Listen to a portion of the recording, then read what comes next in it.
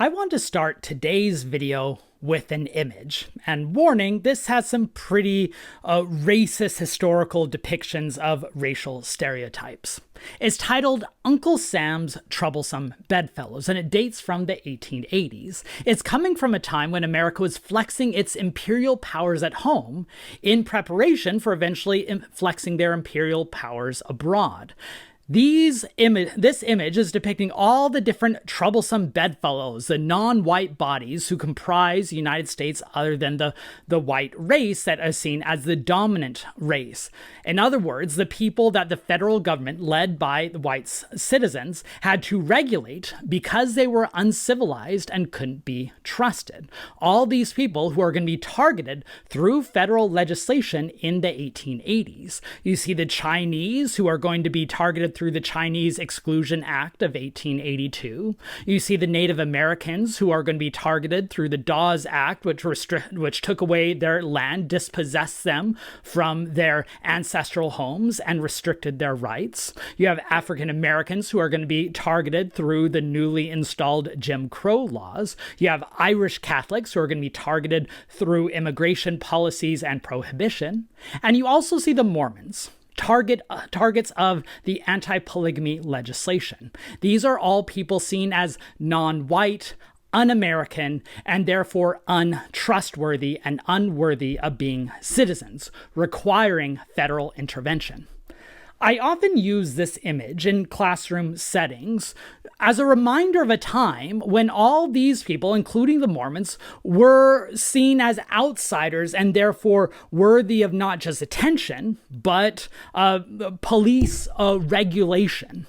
Now, Mormons, of course, were not fully ostracized to the degree of the others. The fact that they remained on the land that was the ancestral homes of Native Americans showed that they were not punished as far as the others, as we discussed with Elise Boxer's book a few months ago.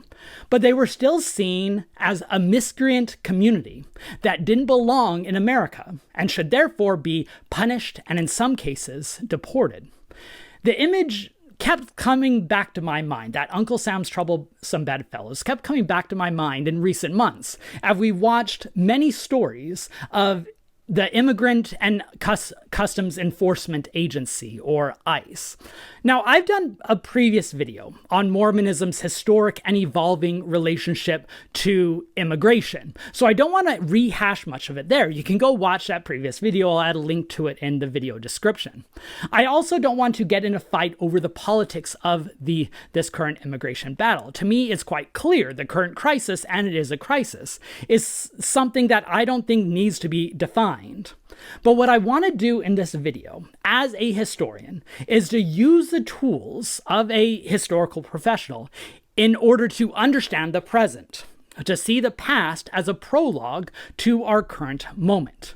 And I'm going to do this through a couple different ways, because thankfully I am bringing on two noted and respected scholars who are going to be able to add their perspectives to this very topic, so you're not just listening to me.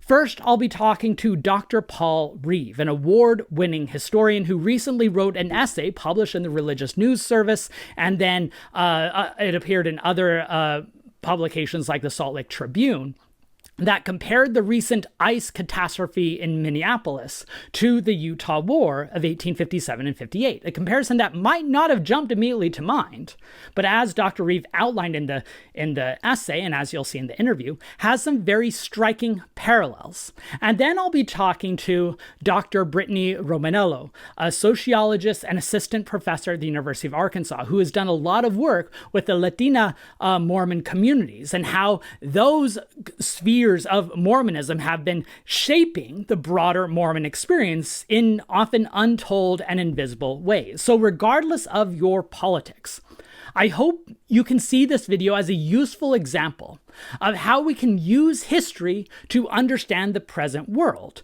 without allowing our present world to dominate our interpretations of history.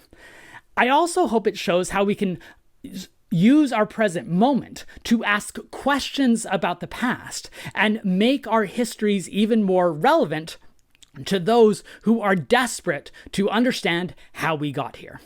Before I get into today's meaty material, however, I want to do my quick pitch for this channel. If you enjoy this type of nerdy historical analysis, especially the type of analysis that uses the past to make sense of the present, make sure you are subscribed to this channel. I also strongly recommend to subscribe to my free kit newsletter. I send out newsletters every other week or so that allow you to keep up in my various platforms. And I also recommend, if you're interested, to follow me on either TikTok or Instagram or Facebook, where I have different types of often shorter content like video reels. I also want to have you mark your calendars for next Wednesday, February 18th, where I will have the wonderful, popular essayist Eli McCann on to promote his brand new book, Thank God for the Moisture. And we'll do that on Wednesday, February 18th at 2 p.m. Mountain Time, live on this channel. And if you appreciate this channel, and if you want to give back to allow both me and Anthony to justify the time we put into this, you can become a member of this channel, where for a nominal fee, you can get early access to the videos, as well as little icons next to your name when you comment. All right, all of that business aside, let's get into the history. We are going to begin our conversation by considering the federal government as an enforcer of racial boundaries, especially the restrictions placed on minority and ostracized groups. And we don't have to look far to find when Mormons were on the other side of the federal canon. Now, Dr. Paul Reeve is a Simmons Professor of Mormon Studies at the University of Utah, where he also chaired the history department. He's a previous president of the Mormon History Association, and I would argue one of the best historians of not just Mormonism, but Utah and Western history writ large. He has twice won the Best Book Awards from both the Mormon History Association and the Utah Historical Society. He's perhaps best known for his wonderful magisterial book, Religion of a Different Color, Race and the Mormon Struggle for Whiteness. Last week, Dr. Reeve, as he watched the ICE raids in Minneapolis, he immediately saw echoes of the past. So he authored an essay that explained how Mormons were categorized as non-white and un-American, denounced as a foreign, lawless element that was a threat to American safety and civilization, and therefore necessitated intervention and the military in order to restore order during the Utah War. So let's see what Dr. Reeve has to say about this important topic. I'm now very pleased to be joined by Dr. Paul Reeve, the author of the article we're discussing.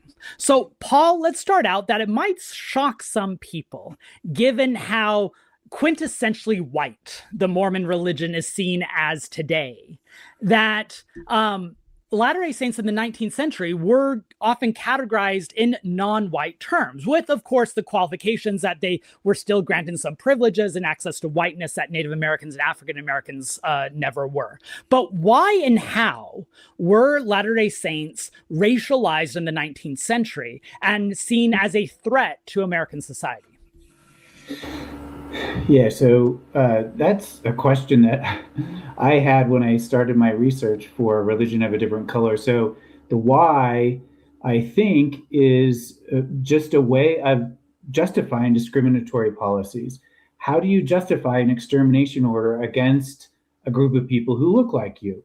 One way you do so is suggest that, in fact, they are more like Native Americans than Euro-Americans, or more like African Americans than Euro-Americans.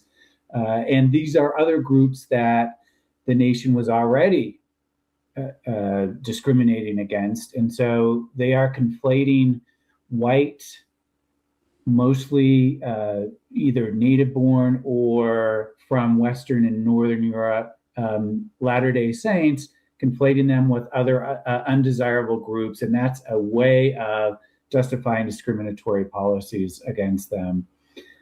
So my argument is just simply that Latter-day Saints are denigrated as not white enough in the 19th century, and they go from not white enough to too white by the 21st century.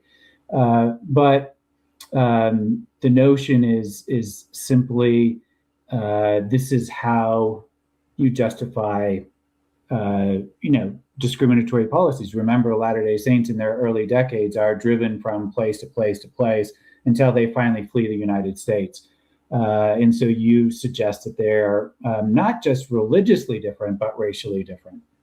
Yeah, I was struck by when you talked about your great book, Religion of a Different Color, how you just had this thesis that kind of allowed you to jump into the material, not knowing what you're going to find. And then you just find this smorgasbord of so much material of Mormons being racialized in text and visual images and political cartoons and theologies of civilization, to where it almost becomes overwhelming and overpowering of how Latter-day Saints were seen. So in this specific case, that in your essay, you talk about the Utah War, where we see the political ramifications, the consequences of these ideological justifications put into view. So in what ways did the US government's justification for sending out troops rely on these notions of Mormons being other and un-American and unwhite?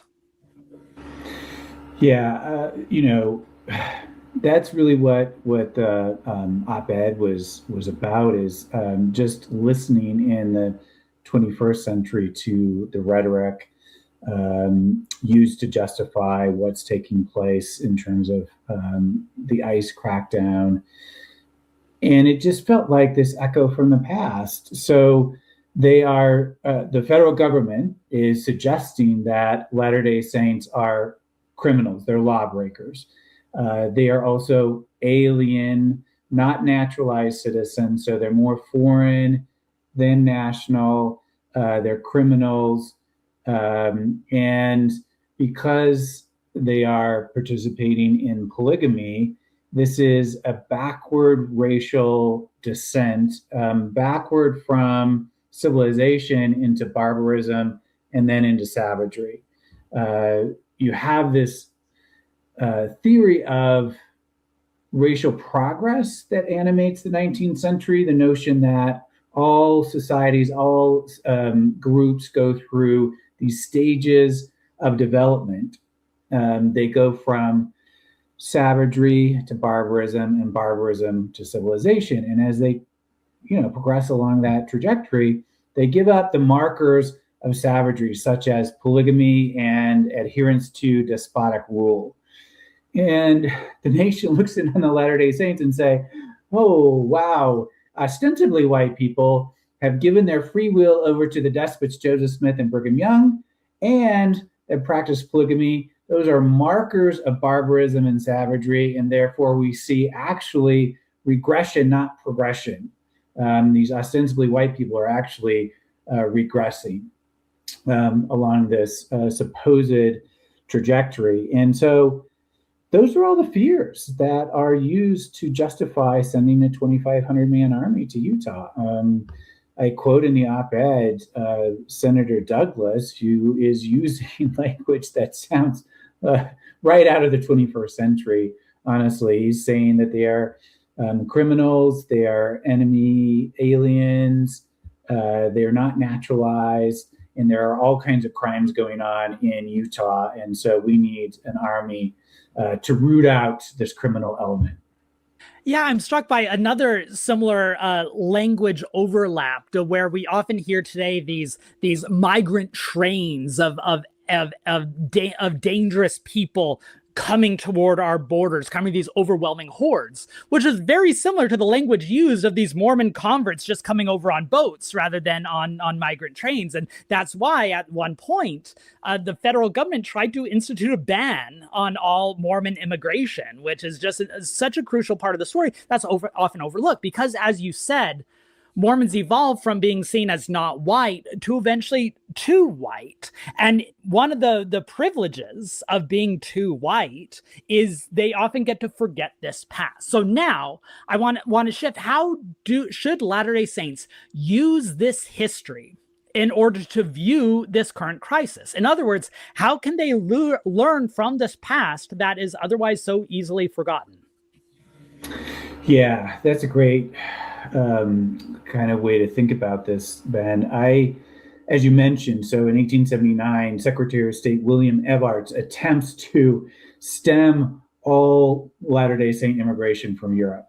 And so how should Latter-day Saints think about this? I wish Latter-day Saints in the 21st century hadn't forgotten this history. In 1879, the Deseret News, so it's the Church of Jesus Christ of Latter-day Saints newspaper, they respond to Everard's effort to prevent Latter-day Saints from entering the United States.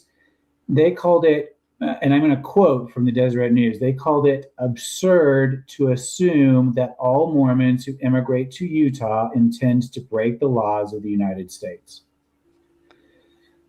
So how can Latter-day Saints in the 21st century respond? Just take out the Mormon and put in someone else. Exactly, right? Like, check the rhetoric. You understand that a 2,500-man army marched on Utah grounded in rhetoric, right? It's the stories that we tell, and we assume that we have all the evidence that we need to then send an army. Mm-hmm. And in the 21st century, we assume that the rhetoric is actually true, and we're going to send 3,000 ICE agents into Minnesota. If you really are going to be effective and efficient with ICE agents, you would send them to Florida and Texas. Why Minnesota, right? It's the rhetoric that is attempting to justify this. And it feels like this echo from the past. So you make an argument grounded in these absurd claims, and then you act on them. And I think, substituting immigrants in the 21st century for the word Mormon in the Deseret News' response is one way that we can think about this in the 21st century. So we've spoken about how the community should use history. Let's talk about how historians should use the community and the broader context. Because how do you, as a historian, use our contemporary moment to ask questions about the past without allowing our modern day sensibilities to dictate our answers? Because there's often this response thrown out against this type of analysis saying, well, it's presentist to judge the past based on modern day sensibilities. But how do we balance both trying to make our history relevant to the present, learning from the lived human experience without forcing that into our interpretations of what's come before? Yeah, so I say in the editorial, there are no perfect parallels, and historians teach presentism. I teach it to my graduate students, right? You have to understand the past on its own terms, but the past is always prologue to the present. It helps us to understand how we got to where we are. And for me as a historian, I want us to understand the lessons of the past so that we don't have to go through those difficult lessons in the present. Certainly, there are all kinds of differences from the 19th century to the 21st century. I recognize that. But if there are strands from the 19th century that can help us to better frame the 21st century and have those aha moments and learn from what happened in 1857, 58 Utah Territory, I think all the better.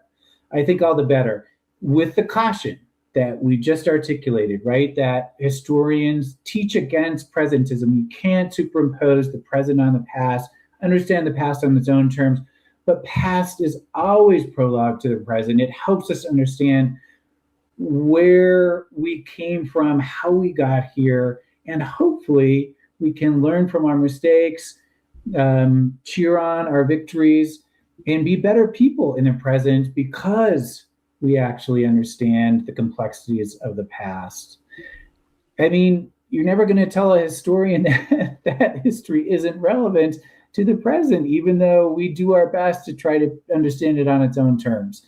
And I see those echoes, and therefore it prompted me to want to sort of speak out and share, hey, here are some things that we could potentially learn from sending a 2,500-man army to Utah in 1857 and 1858. Excellent. Those are wise words. Thank you so much for joining me on this important discussion, Paul. Yeah, my pleasure. Thanks for the opportunity, Ben.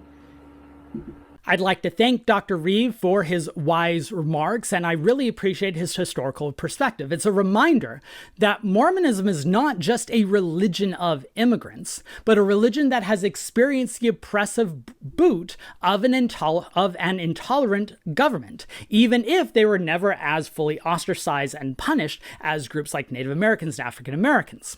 Now, the federal government, as mentioned, at one point even called for a halt of all Mormon immigration, which is, of course, quite similar to similar calls for halting Muslim immigration back in 2016, or lots of Central and Southern American immigration today.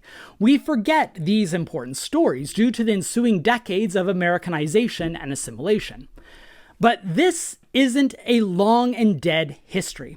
Mormonism remains a religion of immigrants and refugees. Like many religions in the United States and Europe, a large proportion of recent congregants and converts in the last few decades have come from racial and ethnic minority groups, often with questionable residential status. It has been a driving force for change in many religions, like Catholicism, for instance, though we have not seen the type of coordinated institutional response to protecting those immigrants and refugees like we've seen in many Catholic dioceses.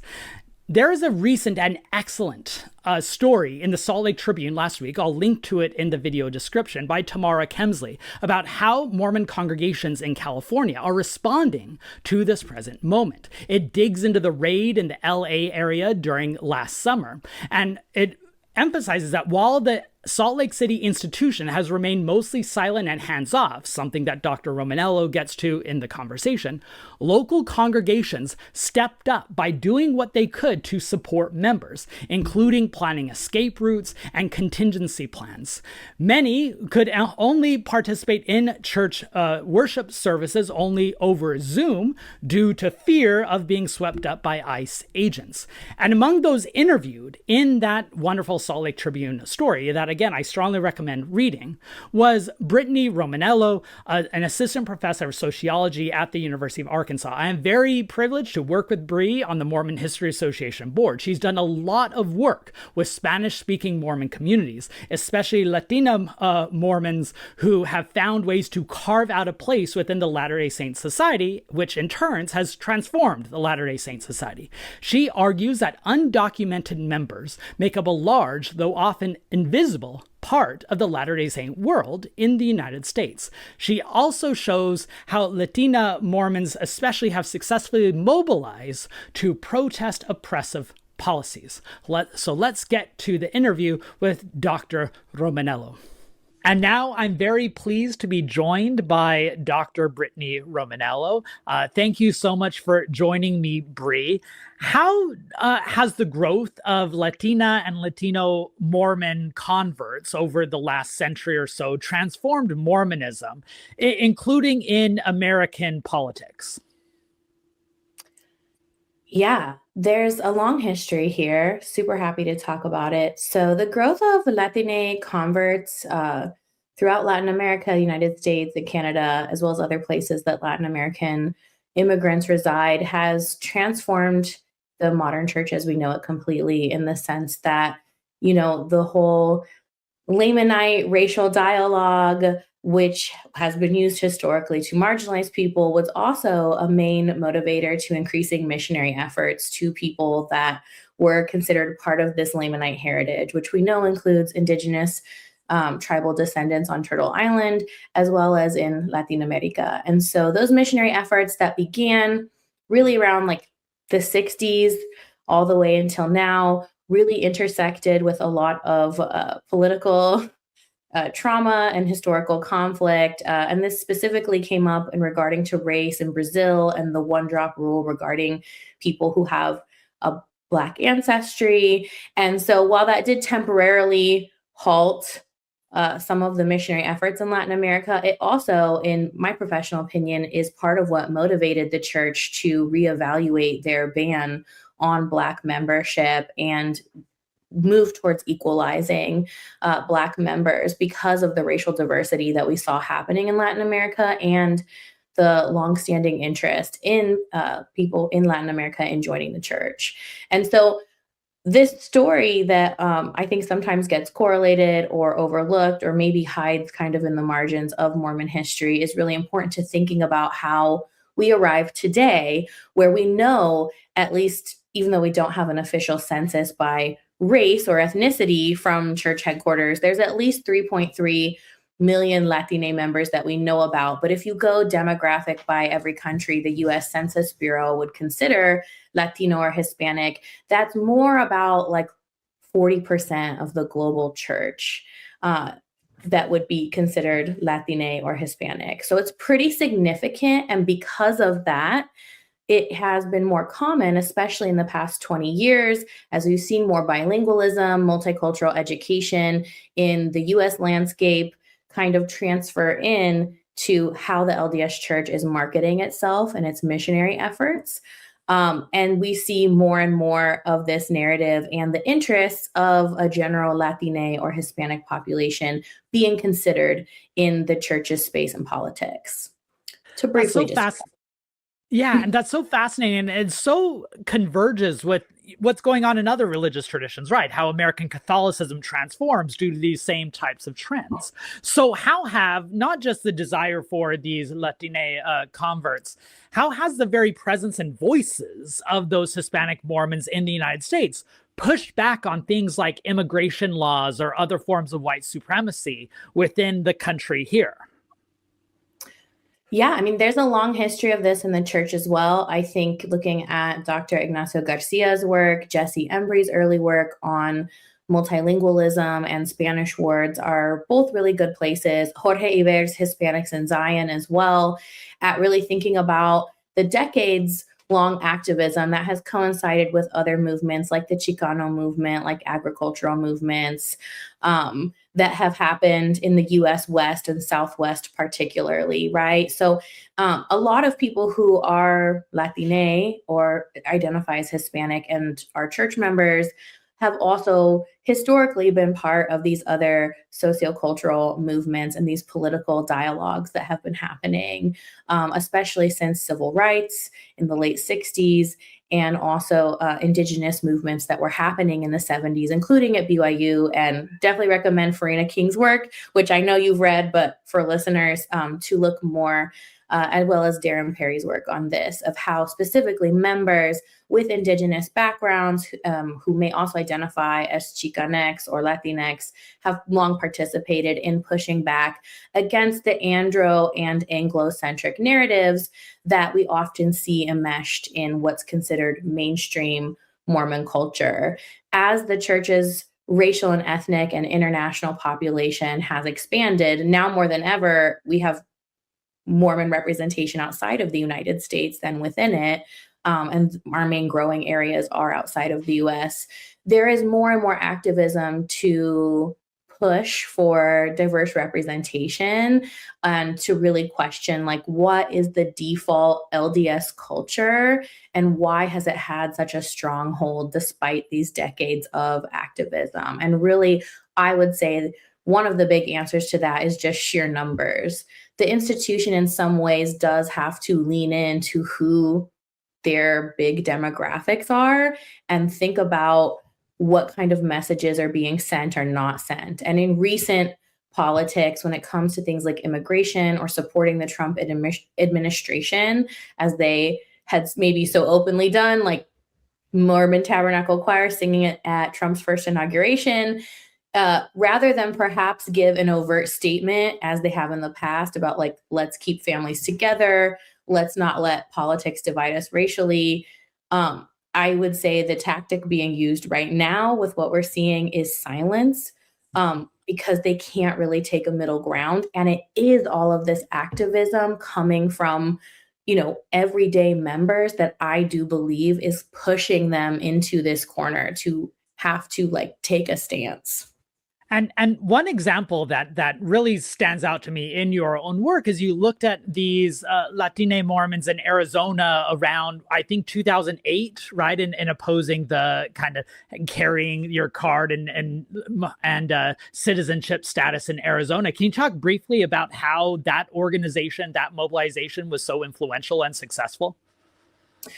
Yeah, it's definitely twofold. So some of the women, so I interviewed in California, Utah, Nevada, and my plans to continue interviewing in California were kind of nixed because of COVID. So I interviewed a large portion of women in Arizona, and what quite a few people referred to was living through SB 1070, which was first passed in 2010 by Russell Pierce, a LDS very active LDS lawmaker who supported Joe Arpaio, who has been known to make these really brutal, abusive, what people called concentration camps or outdoor prisons in Arizona, where it wasn't just immigrants, but especially Black and Brown incarcerated men were being held in these really brutal conditions. And so a lot of women I interviewed talked about how before this time and before Mormons, men and white Mormons in Arizona specifically,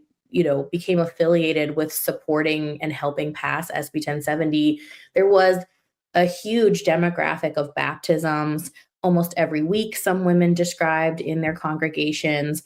But because of the support of this very public LDS leader and other LDS leaders like Senator Flake, who maybe were trying to kind of take a middle ground on this very divisive subject, they ended up isolating a lot of potential investigators and losing new and active membership, not only from the fear mongering that happened around, like, if I go to church, is ICE going to be called on me?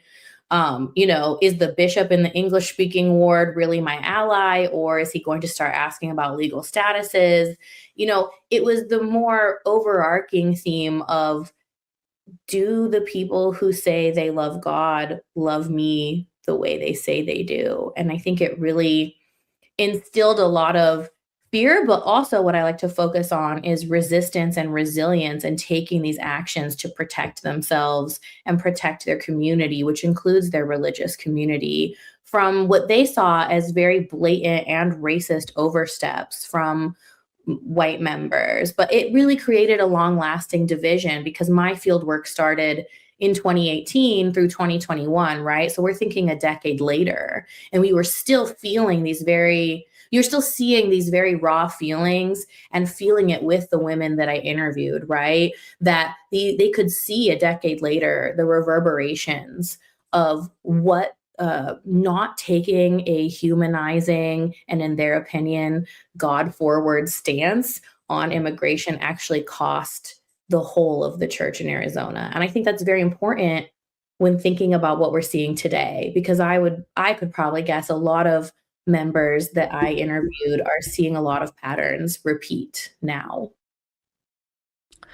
So thanks so much for giving that background, especially on the Arizona research. Now, you were quoted in the Salt Lake Tribune story last week that talked about the Hispanic community in the Los Angeles area. So I know it's still fresh. I know we're still trying to get more data, and it's going to take some time to be able to put it in perspective.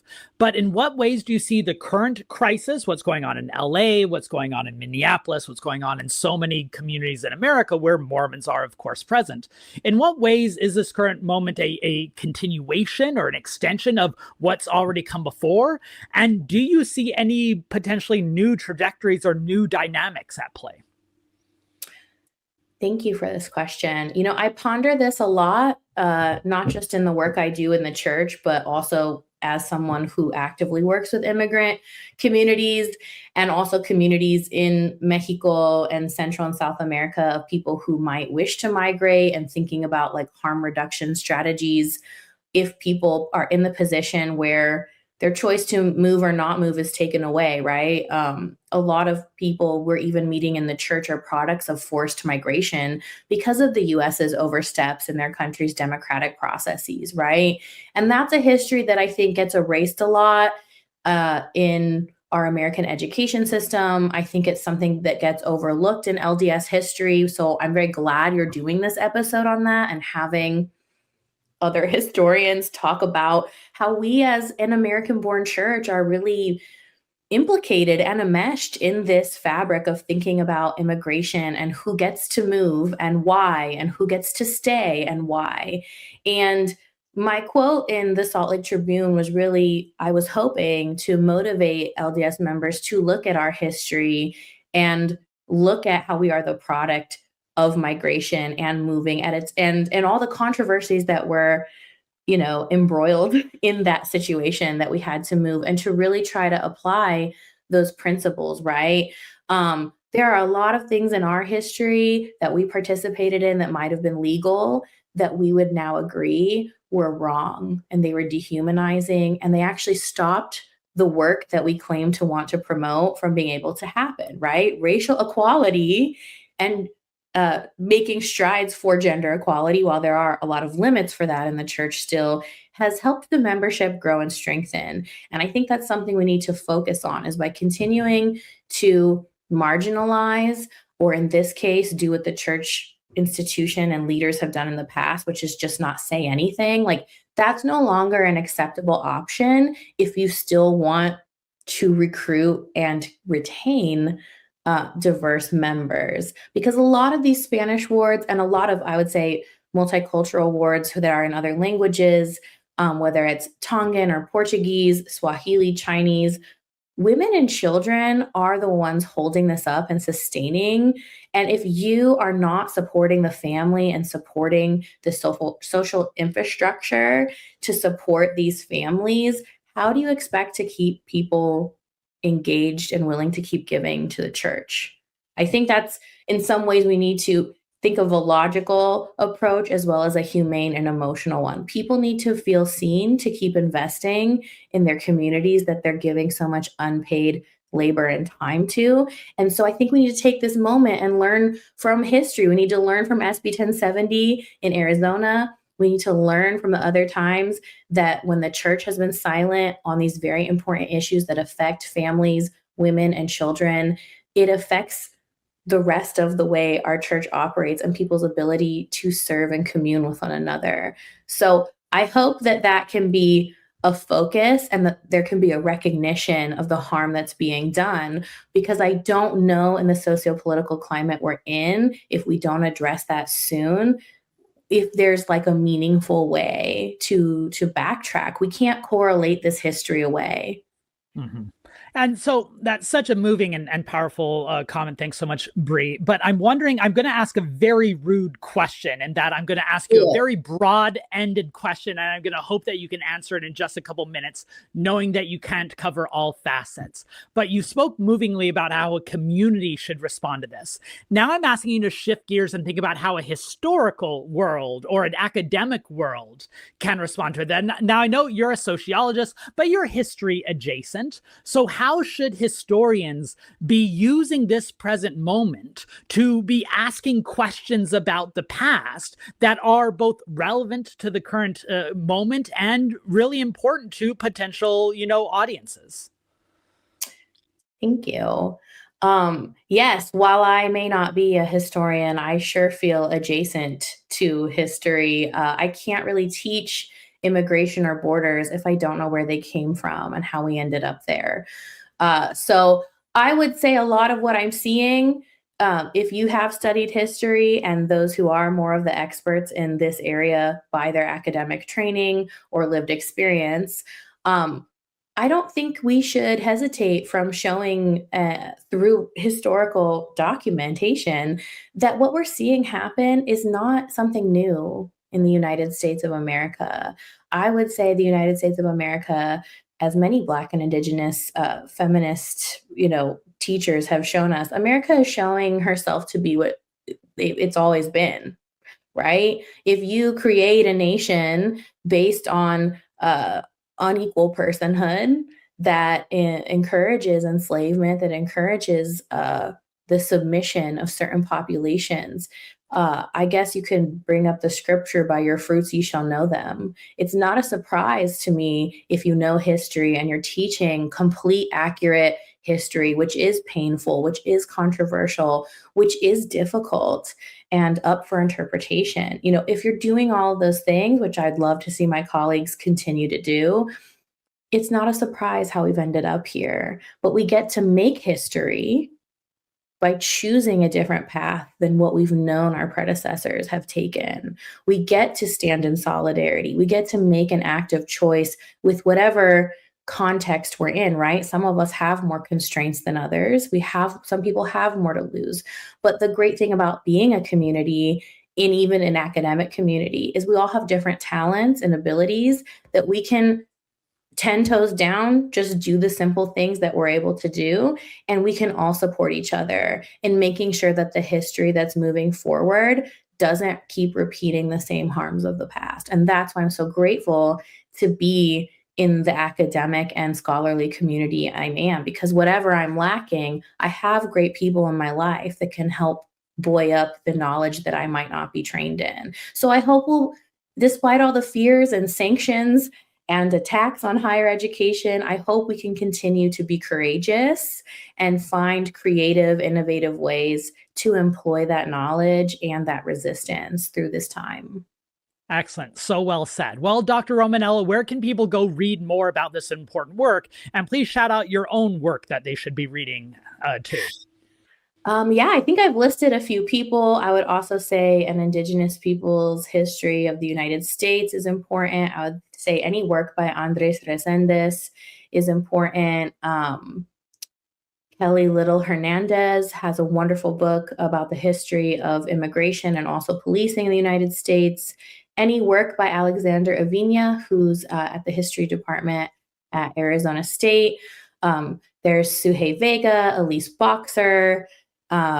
There's like Stephanie Lopez Griswold, Rex Wilkins, Arcia Tecun, Angelo Baca. These are all people that work at different aspects of history and the border, and specifically the last few I mentioned, Latina histories and Indigenous histories. And as well as my own work, I do a lot of work on Latina Mormons, but a lot of my most recent work is based off of my time working in Ajo, Arizona, and in the national parks that are on the borderlands in the US, and my experiences with documenting asylum seekers' rights being violated at the border. So I'm going to keep doing this work as long as I'm able. Excellent. Well, thank you so much for spending a bit of time with me, Dr. Romanello, on this very important, heavy, yet revealing subject. Thank you. I hope that you found these interviews as helpful and inspiring as I did. I really look up to these two scholars like I do look up to many others. History should not dictate how we view the world, but it should inform it. Simultaneously, while the current world should not dictate how we view history, it should also help us ask questions and seek understanding, to make history relevant, in other words, to understand the human condition, or as Dr. Reeve said in his remarks, understand how the past is prologue, how we got to this broader moment, what are the through lines that help us make sense of our world. So even if you disagree with my takes or the takes of those that I interviewed, I hope the conversations model why we should be using history to probe the world around us, not take for granted the systems that seem entrenched in place, to demonstrate why the past frames our world, why, in other words, history has never been more relevant than it is today in helping us understand how we got to our present moment of crisis.